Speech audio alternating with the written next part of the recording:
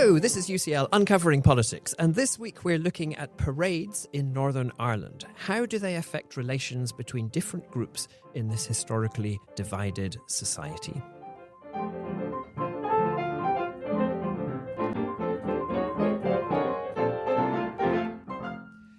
Hello, my name is Alan Rennick, and welcome to UCL Uncovering Politics, the podcast of the School of Public Policy and Department of Political Science at University College London. Northern Ireland society has long been deeply divided between unionists, who are predominantly Protestant and want Northern Ireland to remain part of the United Kingdom, and nationalists, most of whom are Catholic and who want Northern Ireland to leave the UK and be part of a united Ireland. This division goes back centuries. It led in the last third of the 20th century to a period of sustained intergroup violence in which several thousand people lost their lives. It affects many aspects of Northern Ireland society. And one of its manifestations is a tradition of so-called parading, when members, particularly of parts of the unionist community, march with banners, drums and flutes to commemorate a range of historical events, most notably the victory of the Protestant King William of Orange over forces loyal to the deposed Catholic King James II in the Battle of the Boyne in 1690. Well, a new article explores the practice of parading in Northern Ireland as an example of what it calls contentious ritual. And it asks what impact parading has on intergroup relations. Is it true, as often claimed, that parading stokes hostility between Northern Ireland's communities? That article is written by a wonderful UCL team. Kristen Backa is Professor of Political Science and International Relations here in the UCL Department of Political Science and also a long-standing friend of the podcast. And the other authors are all our former PhD students. Kit Rickard completed his PhD in 2022 and is now a senior researcher at the Centre for Security Studies at ETH Zurich. Sigrid Weber gained her PhD in 2023 and is now assistant professor in the Department of International Relations at IE University in Madrid. And Giovanni Hollenweger successfully defended his PhD thesis just this week as we're recording and is now moving on to be assistant professor at the Chinese University of Hong Kong in Shenzhen. And three of those authors, Kristen, Kit and Giovanni, join me now. So welcome to you all. Great to have you here. Many congratulations in particular to Giovanni on completing and successfully securing your PhD. That's a fantastic achievement. So let's begin with you, in fact, Giovanni, and just to set the scene a little bit about the nature of these parades. If we were in Northern Ireland and we were watching one of these parades, what would we see? So I think that most people, when thinking about parades in Northern Ireland, they would be thinking usually about the 12th of July. That is the most important period of parading in Northern Ireland. Not to say that there are many other parades that happen throughout the year, aside from the 12th of July, but definitely in that period, it is the most grandiose form of parading. It's mostly a loyalist or unionist parading. And this is the one that's specifically commemorating the Battle of Boyne that I mentioned in 1690. Exactly. So you will see a lot of flags with King Billy. You will see a lot of marching bands, some of them dressed in paramilitary-like uniforms, a lot of songs and a lot of police presence as well. But they are grandiose rituals, and there are a lot of people, especially in the center of Belfast, where I was conducting my participant observation. It is a very big event and very joyful, especially for the people who are participating. Contentious for some of the people that see this potentially as a sign of domination or prevarication of one group over another. But aside from these big events, there are also other smaller parades. For example, the church parades that happen in certain circumscribed areas of Belfast, but also other cities. And these tend to be much smaller and much more somber or solemn in their nature. And they're called church parades because usually they begin or they end, or they begin and end with a service, a mass for the participants. Aside from Protestant parades, there are also Republican or Catholic parades as well. I was going to ask you this, actually. So it's not just a phenomenon on the unionist Protestant side. No, it is a phenomenon that happens throughout all the groups in Northern Ireland, but of course it is more prevalent, or these events are much bigger for the unionists. side, I would say. So we often hear people talking about the Protestant marching season, which I guess is particularly around the 12th of July. Correct, yeah. But that's not all that we're talking about. There's much more going on in Northern Ireland throughout the year. And for example, another important one for the Protestant side would be the 1st of July, which commemorates the Battle of the Somme. And this is also a little bit different from the July 12th, which tends to be a more joyful and carnival-esque type of event, whereas the July 1st is much more somber because it commemorates all the lives lost in the Battle of the Somme. And Kit, could we say anything more about the history of the marching? We talked there a little bit about the origins in the Battle of the Boyne and so on, but what's the history of the actual marching itself? Yeah, it's interesting because I guess marching and parading was something that a lot of societies across Europe did in the 19th century, right? Some of the biggest crowd events that you would see on the island of Ireland included parades and pilgrimages, right? Or sporting events. And these have, I would say, kind of fallen out of fashion in most places in Europe, but they remained important in the north of Ireland. That's partly, there are books written on this. This is not exactly what our research is on, and so I'm just giving my perspective here. But I think it's partly because, of course, of the contentious divisions in Northern Ireland, but also because of the organizations that exist that are involved in parading themselves. So when Giovanni described parades, and I think he did that excellently, a big organization is the Orange Order. And the Orange Order is a fraternity loosely based on the Masonic Lodge that is for Protestant membership. And they are involved in organizing a lot of the marches and the parades. Whilst parades sometimes start at a church, they also often start at a lodge, an Orange Lodge. And so I think that's part of the story as well, of why they continue today, is because the institutions continue to exist. And it is a way of them celebrating their culture, which matters a lot in this divided society. And Kit, we're recording this in a week when there has been a lot of action, shocking action on the streets of parts of Northern Ireland, of a very different nature. So in terms of riots in response to an attempted murder that took place in Belfast. And I guess we should just be clear, what we're talking about here is clearly a very, very different kind of thing. Though I guess, you're talking there about a tradition of contentious politics in Northern Ireland, which we'll be getting onto. So potentially there are some links between these different activities as well. There are links, and I wouldn't overstate the links. I think what's happened in the past week, if I could just say a few words of what I think has happened in the past week, is some parts of it are unique to the Northern Irish context, and some of them are not unique to the Northern Irish context, as we know, because if you're familiar with British politics generally at the moment, and some of the anti-immigration movements and protests that we've seen across the island, across the United Kingdom, but also in the Republic of Ireland, there are certain things that are common in this kind of what we've seen happen in the past week in Northern Ireland. And some things are pretty unique. So there are legacies of the conflict that mean that there are certain ways that these communities deal with issues, right? One of them is a kind of, I guess you'd call it a culture of rioting. People see rioting as a kind of a form of expressing discontent.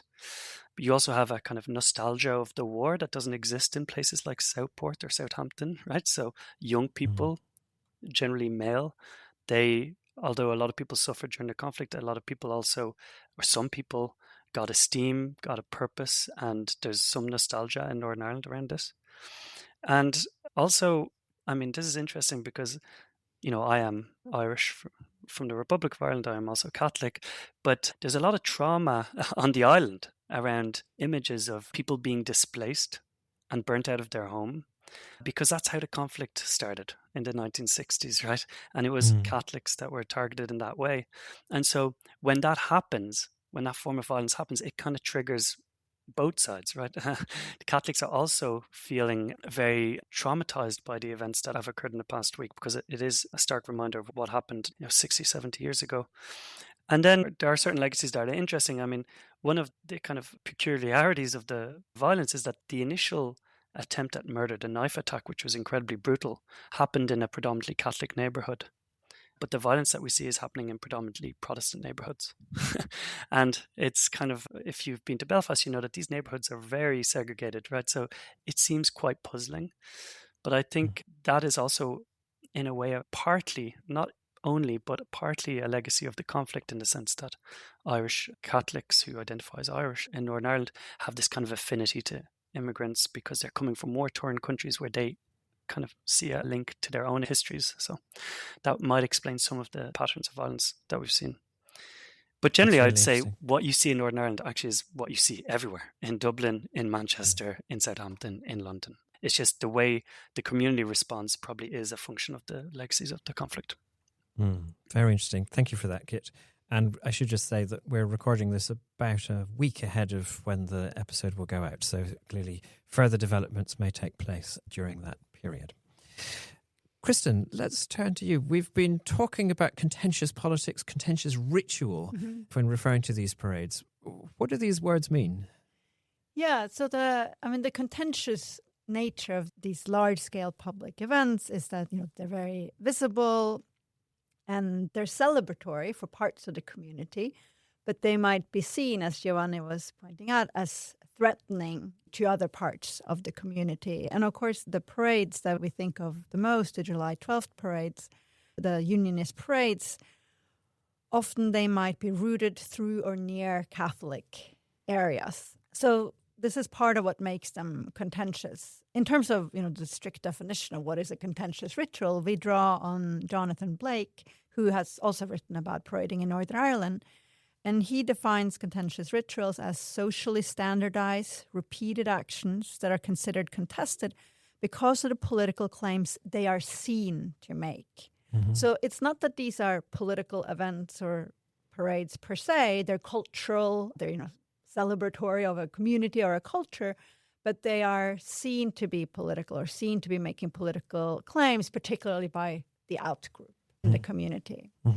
And, Giovanni was describing what these look like and the contentious nature of it. And for listeners who might not follow news in Northern Ireland, they might have seen the show that is not on Netflix, Dairy Girls, about Northern Ireland. And there is an episode there where one of the families, a Catholic family, is basically fleeing Derry on July the 12th because they don't want to be there when these parades are happening, because it's seen as, a provocation, and it's seen as, unpleasant to be there.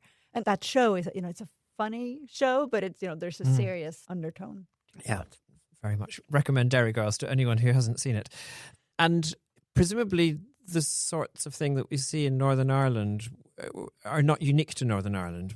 Presumably we can point to examples of contentious ritual taking place in other places as well. Yeah, we can. And contentious rituals comes in different forms, in forms of parading, where we can think of flags and monuments and other things. But when we think of these rituals in terms of parades specifically, we can think of Hindu processions in India. Well, actually both, I guess, Hindu and Muslim events in India. The flag march in Jerusalem, where you have Israeli nationalists, and parts of the march then is going through the Muslim or Palestinian quarters of Jerusalem. So these are not unique to Northern Ireland. We see them in other parts of the world. Yeah. What question then are you asking in relation to these rituals in your research? So the big outcome questions we're interested in is, how do intergroup divisions in post-conflict and divided societies persist? So in particular, in post-conflict societies, divisions between communities that have been at war or in conflict with one another. So that's the big, on the outcome side. And, the definition of divided societies are societies that are deeply divided along very often ethnic, religious, but, political lines. So we're interested in the persistence of these divisions, and then particularly we're interested in, do contentious rituals, contribute to perpetuating these divisions? So Giovanni, shall I turn to you to ask what we already know about that kind of question? So I guess there's quite a lot of literature that's already been done, research already been done, exploring the impact of these kinds of contentious ritual. What do we already know, and what sorts of hypotheses does that lead you to? Yeah, absolutely. Yeah. To answer these questions, we're actually drawing on two already existing literatures that are related to each other. So the first one is on social identity theory and intergroup relations. So we know through existing research that existing identity lines can be hard and exacerbated by conflict. And these divisions will have some kind of sticky legacies. Their stickiness will take place through different mechanisms. We could think of three of them. So intergenerational transmission in your own family, from father to son to grandson, etc. But then we could also think of it as a transmission through socialization processes within your own community. So this idea that, this is our community and then there's an out group, and this is something that can be transmitted through the members of the in group, right? And then we would have transmission through political institutions. Then we can think of cases where you have power sharing agreements that some people would argue can crystallize already existing divisions and cleavages. Then we also engage with the literature on symbols and political symbols in particular. Now, a lot of this literature looks at top-down symbols, so those that come from some kind of political or cultural authority, such as, anthems, national flags, and so forth. But then there are also bottom-up symbols and practices, which are those that we are mostly focusing on in this research. And that those are, again, parades, religious rituals and practices, songs, etc. So then our way to look at this and understand these questions is, how do these types of bottom-up practices and rituals, and contentious rituals in particular, affect the stickiness and the negative attitudes between two groups? So basically, when you mentioned hypotheses, so we have two main mechanisms that drive our argument. So the first one is in-group pride. So for the in-group, that is the group that is participating in the ritual, right? So in our case, we would be talking about the unionist group or the Protestant group. Then for them, they would, of course, feel pride. They're commemorating something that to them is very salient about their culture and their identity. Now, this in of itself is not something that could necessarily lead to negative attitudes between groups. But it could become such if it, for example, activates a collective memory of the in-group dominating or having a victory over the out-group. So that's where this might come in play in terms of pride, in-group pride, creating some kind of negative intergroup attitudes. So that's thinking particularly about negative attitudes of the in-group, so within the unionist community towards the out-group, towards the Catholic community. Exactly. Yeah. And then for the out-group, there would be a mechanism of provocation. So the out-group would be seeing these contentious rituals, like Christine mentioned, as threatening, potentially, right? Because, again, they commemorate a victory of the in-group over the out-group, and features of it, such as, going through areas that are predominantly inhabited by the out-group. All these things could be seen as threatening, as a way for the in-group to signal their domination or the prevarication over the out-group. And so this provocation, of course, would also negatively impact the relations between the groups. And these are the mechanisms that we hypothesize would link these kinds of contentious rituals to worsening intergroup relations. Great, thank you. That's really clear. And I guess I was thinking about the comparison between these kinds of parades and a gay pride march, for example. And so they're clearly a gay pride march. A lot of it is about building in-group pride, and that's a really important thing. But there's no sense, or typically at least, there's no sense of that leading on to a sense of animosity towards the out-group, towards the heterosexual community, because there isn't that kind of contentious backdrop, I guess, in that case. So, so we have different things happening depending on the contentiousness, exactly what Kristen was talking about, of these rituals. Okay, so that's really clear in terms of the hypotheses. Then, of course, as always, when we are talking about empirical research, we want to have some lovely methodology in order to test these hypotheses rigorously. Kit, I think I'm going to you on this. So, Kit, how do you test these hypotheses in relation to the parades in Northern Ireland? The hypothesis is really quite a simple one, right? It's like, if you experience parades, you will have negative intergroup attitudes, and we expect that to be the same across the groups. The mechanisms are different, right? Whilst it's an easy hypothesis to say, it's actually very difficult hypothesis to test. And so what we do is we triangulate three designs. We conduct a kind of pooled survey analysis with unique data on parades to establish these kind of broad spatial and temporal trends, how exposure over time and space has affected intergroup attitudes. Second, to get at the causal link, which is, of course, we should use that word very loosely in this context, but to get closer to the short-term effects, if you like, we exploit a kind of quasi-experimental design in a survey that we fielded in 2022. That survey was designed and implemented with colleagues at the Peace Research Institute of Oslo and funded by the Research Council of Norway. And then to get at the mechanisms which are different in the groups, we conduct fieldwork in 2023. And that was made possible by British Academy Small Grant. So we combined these to test this relatively simple hypothesis. A big part of this is collecting data on parades, which is interesting because I'm also going to refer to a pride parade in a couple of minutes, which brings us back to whether or not they're contentious. So we created the Irish Contentious Parades dataset, which is based on web scraping the Parades Commission website. The commission, the Parades Commission, is an independent body that was set up to place restrictions on parades that they deemed to be contentious. That is, parades that they consider to have the potential to raise concerns and community tensions. So in that capacity, it can impose restrictions on timing, on the music that's played or whether there's music played, on the symbols that are on display. For instance, no paramilitary symbols are allowed generally, although you will see them sometimes, and the form of participation that's allowed at these parades. The main aim of the commission is always to allow the parade to occur, right? That's important because we live in a liberal democracy where people should be allowed to celebrate their identity and express themselves and their political views.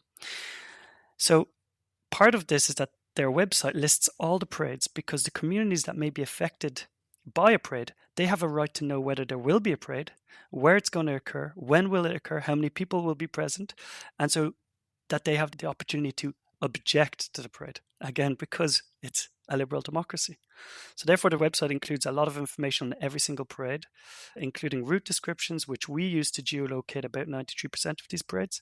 And we're talking here about thousands of parades. I mean, the number here, I was really amazed by. It's quite amazing. It's 53,000 parades since they started the records, the Parade Commission, so 2001, I think, or 2000. And it's 53,000 parades. Now, most of those are Protestant parades, which we identify with the kind of the organization groups that are doing these parades. For example, tomorrow there are 37 parades happening in Northern Ireland. Now, it's important here to say the Parade Commission is actually in charge of parades and political processions, or processions more generally, I would say. So tomorrow is Omagh Pride Day, So Omagh Pride is part of this data set.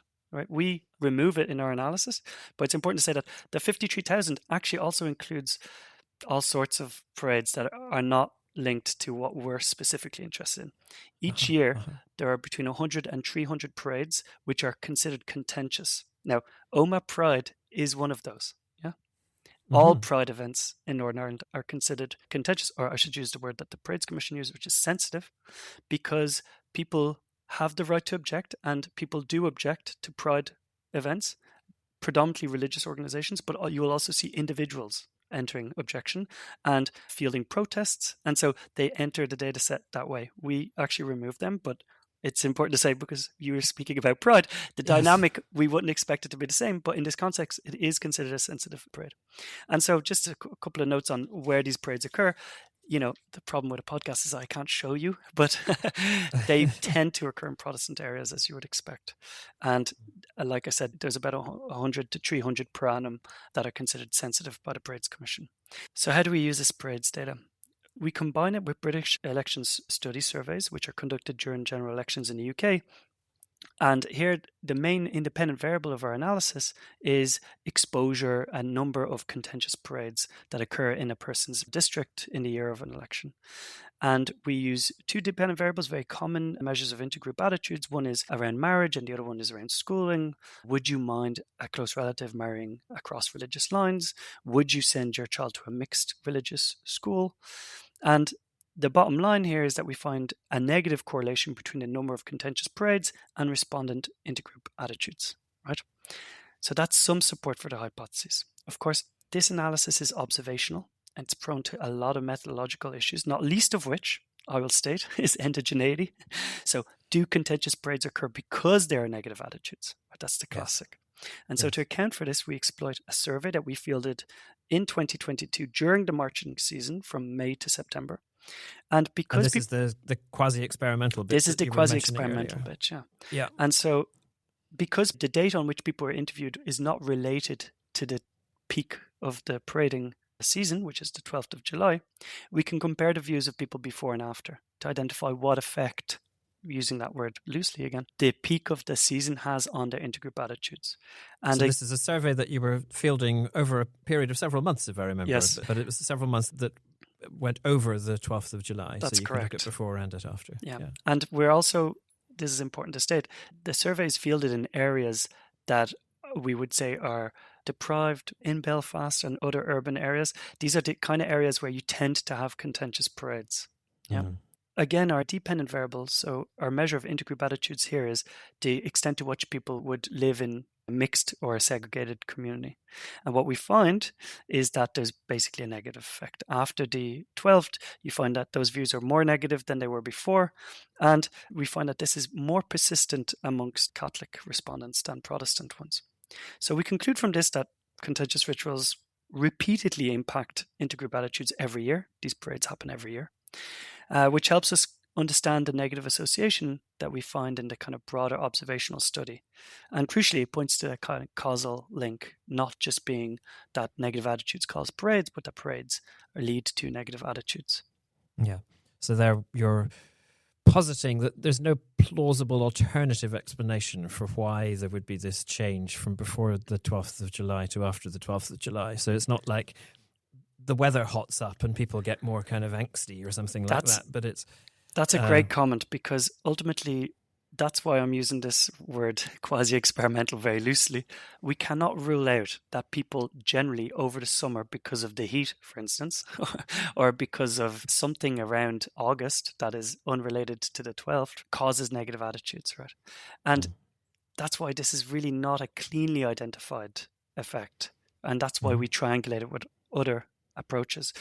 There are lots of alternative explanations for this, but that is also why we do the fieldwork to identify the mechanisms within the groups. Yeah.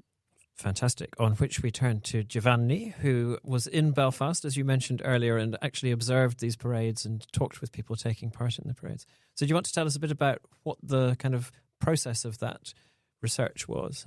Yes, so there were a few components as to the fieldwork. So one component, like you said, was the participant observation. So I tried to follow different parades. Of course, the main point of this was to follow the parades on the 12th, and a particularly contentious one on the 12th. But I was also trying to follow other parades in different days before the 12th and after. One of them was a church parade that I just mentioned that was very different in nature to the bigger ones on the 12th. And I also tried to follow also what we could consider as Republican or nationalist adjacent parades, just to see what the difference was with that as well. Another important component was interviews. So I conducted interviews with people from both communities, and these people were generally involved, either from a Protestant community, they would be involved in the parades in some capacity. For example, they could be members of the Orange Order, right? And from the other community, of course, those would be people that were around at the time, and I was asking them directly about what they felt about the parades happening and happening near the areas where they live in Belfast. And then finally, the third component was informal chats. So I tried to immerse myself in the environment that was there at the time, talking to taxi drivers, going to pubs in the Catholic dominant areas as well as in the Protestant dominant areas, and talking to people that I would find there, such as Orange Order members that were having a pint, just to get a sense of what was in their mind during this very topical period for parading. And were people happy to talk to you and be kind of open and frank about their thoughts? Most of the time, yes, actually. In fact, they were very happy to have someone, an outsider, they would probably see me as an outsider, that was interested in what was happening from both sides. Of course, the Catholics that I would talk to, interview, most of them, and they were uneasy about the parades happening, but they were happy to talk about their feelings surrounding them. And the Protestants that I would interview or talk to, most of them, they were quite happy about the parading season and are very interested in explaining to me the history and why it is important for them to do this, and also explaining what is their view of the political contentiousness surrounding them. So yeah, they were very, very interested actually in talking about it. Great. And what did you find through that process? So for our fieldwork, we find that indeed respondents did see the rituals as a provocation from the Catholic side, particularly. They thought, that the rituals were helping the Protestant narrative of a culture under attack. They were trying to show that they are still a dominant group. They saw them as a supremacist form of rituals, and even gave them some sense of having a need to defend their own communities if these parades were, passing through Catholic predominant areas or close to them. And on the Protestant side, we saw evidence of the pride mechanism as well. So some of this was quite benign and nice, like, being proud of having your family and your friends seeing you parade through the city with your sash if you're part of the Orange Order and singing the songs, etc.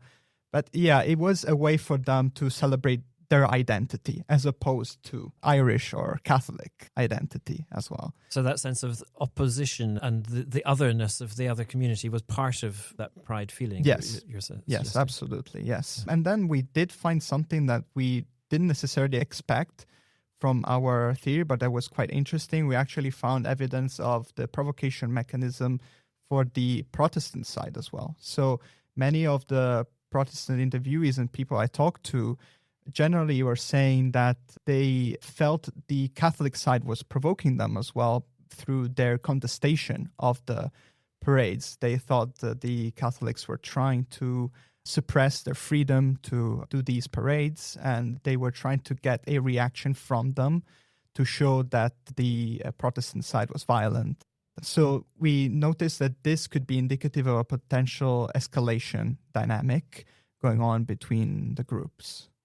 Yeah, I found that third element really intriguing, that you saw that provocation aspect going kind of in both directions because of how people were responding to the parade. Great, thank you.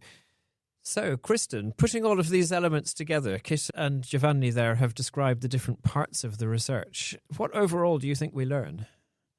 Well, first let me just go back to what Kit said maybe earlier, that the hypothesis that guides or the expectation is perhaps fairly simple, but it's difficult to test it. And we try to do it in many, many different ways and collecting lots of new data. And my co-authors on this paper have been doing the heavy lifting on collecting this data and doing this analysis.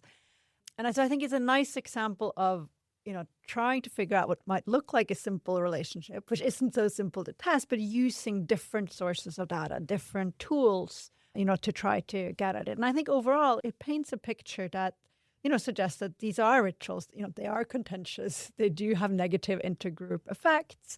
And we find some evidence that, the mechanisms that are driving this have to do with, both this pride and the provocation mechanism. And as Giovanni points out, some dynamics we hadn't quite thought of to begin with. In terms of overall conclusions, as Kit said, there is a potential endogenous relationship here in the sense that these rituals might occur because these are divided societies. Yeah. But these rituals also actively reproduce and deepen the divisions in societies, in divided societies. And there's also a tension here between, fostering and enabling communities to celebrate their community, what's distinct about their culture and, historical events that are important to them. There's a tension between that and then the need to foster reconciliation, right? So these rituals can, they're community rituals and they're celebrating a community, but they show that there's a potential darker side to that. And I think that's a very difficult policy challenge. Like, how do you navigate that? And how do you achieve that balance between, enabling a community to celebrate their community, but then that potentially has negative knock-on effects. And again, I guess I'm just thinking about the Gay Pride March analogy again, and about whether it is possible to change the dynamic such that it is a celebration of a particular community and not a denigration of another community, or not an attempt to express supremacy over that other community. But I guess given the history and the centuries of history, it's just incredibly difficult to try to shift that dynamic. Yeah, and particularly these memories, like many sort of national collective memories, if it's anchored in historical events that are about battles and fighting and who won over who, I mean, I think it's harder to get away from this is about domination dynamic. I like the comment and the conversation. There is an analogy here with murals in Belfast, which emerged during the conflict and are often very violent in the image that they're showing, like paramilitary actors, they're protecting you, or they're coercive actors in these neighborhoods, coercing you, so threatening people who live there not to go to the police or whatever it might be. And recent efforts to try and create murals that have no link to this, right? To say, okay, you have a culture of murals. Let's make them not about paramilitary actors. Let's not make them about violence. Let's make them about safe schools. Let's make them anti-knife crime, these kind of things. And I do think that specifically when it comes to parades that commemorate a military victory, it's going to be very hard to remove the contention there. Yeah. Interesting. Giovanni? Yes, I also wanted to add that one of the things I got from some of my interviews with Catholic participants is that they were not necessarily against the parades themselves, but most of the time they were upset about the fact that they would travel through Catholic dominant areas or nearby areas because they saw this as a deliberate attempt to instill some kind of fear or provoke the residents, right? Then when I was talking to Protestant participants and I was asking them about this, why do you pass through these areas? The general answer would be, this is tradition. These areas used to be Protestant dominant. We've passed through these areas since time immemorial, and we are not willing to change this just because now the demographic makeup has changed. They would even say some of the Orange Order temples, halls, they exist now in areas that are Catholic dominant, where they used to be, of course, in areas that were Protestant dominant. So this is, I think, also an interesting factor and one that will make it difficult to get away from the contentiousness of the parades because both of the groups have their reasons as to the location and how these parades take place. And Kristen, finally to you, we've been reflecting there a little bit upon implications within Northern Ireland. Are there also kind of wider implications for our understanding of contentious politics, contentious ritual more broadly? Yeah, I mean, as I mentioned before, we think these phenomena or these contentious rituals and marches are not happening only in Northern Ireland. And, the research is in dialogue with research on marches that are happening elsewhere, such as Hindu processions in India. The difficulty of doing this kind of work in a comparative way, particularly when you're talking about micro-level evidence on people's attitudes and behaviors, is that it is a very resource-intensive kind of exercise. So it's harder to do it in a comparative context. But, there is a large body of work on memory politics, on, how memories are used and commemorated, on, murals and monuments and symbols that's speak to how celebrations of communities might have different kinds of effects, both sort of positive but also more negative effects for intergroup relations. Yeah, I'd just like to add that, in a way, it is about Northern Ireland, and we have a tendency to want to explain whether or not it explains other cases or how we can learn from this context. And I would say that maybe Northern Ireland is quite unique, right? And then we should think, okay, what is so unique about Northern Ireland? Why is it unique? And I think one of the questions that we've had to shelf during this project is, why are there so many parades in Northern Ireland, right? And I've kind of hinted at why I think there are, but I think this is an area of potential future research, right? Which is to think, well, in a way, everyone is allowed to parade because it's a democracy, and there is no cohesive narrative about the past at the state level. The state cannot take a very strong role and impose a top-down narrative around the past because of the way the conflict ended, ultimately. That would be my opinion, And so once we take that, then the question is not so much, do these rituals have negative effects beyond Northern Ireland? But it's more thinking about, why are these rituals so important in Northern Ireland and not as important in other contexts? And I think that's... So, I think you're suggesting... Are you suggesting there that essentially because the conflict ended in a compromise between the two sides in which there was a refusal to give any sort of victory to one side or the other, that means that in actual fact, contention keeps going and there's no end to it. I think that because of the way the conflict ended, the state cannot take a very strong view on the past, and it cannot educate and create memorial practices around the past that would create this kind of cohesive narrative. Now, there's actually an interesting comparison with Ukraine, right?